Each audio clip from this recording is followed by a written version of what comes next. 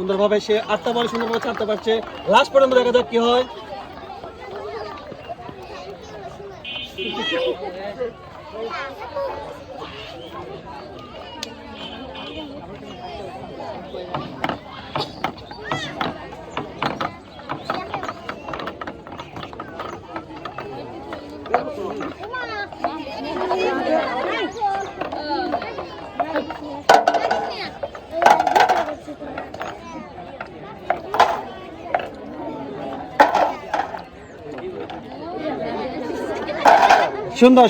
সুন্দরভাবে সে দিনেছে পরপর 2টা পুরস্কার।